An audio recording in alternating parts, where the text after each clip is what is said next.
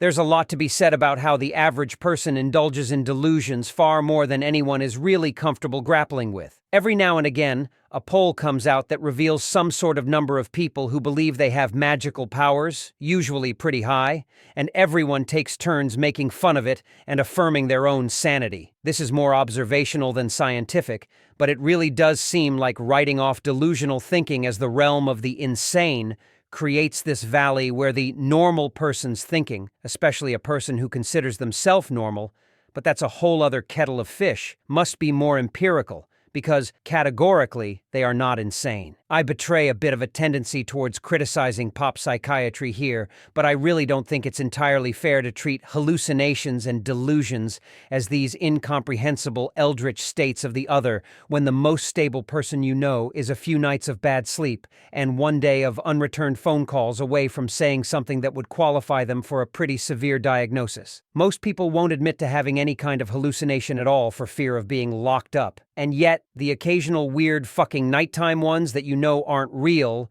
are, to my knowledge, one of the most common and universal human experiences. There's an interesting thing I've noticed pretty often when someone first makes friends with schizophrenic people, which is that they undergo this period where they get anxious about whether or not they're a little schizophrenic. I'm guilty of doing this too, before either shutting down entirely or becoming more open to engaging with their own internal concept of sanity. It's so universal that it really brings into sharp focus just how much effort social norms encourage in rejecting everything that could make you seem even a little bit similar to groups that have been written off as morally defective, which makes them seem even more alien and incomprehensible. In turn, you're only really allowed to acknowledge these experiences if you're making jokes about them, which I think is a big reason why shadow people and sleep paralysis demons are such an enduring topic of memes. You're only allowed to acknowledge you experience distressing sensory phenomena when it's part of a socially affirming in-joke.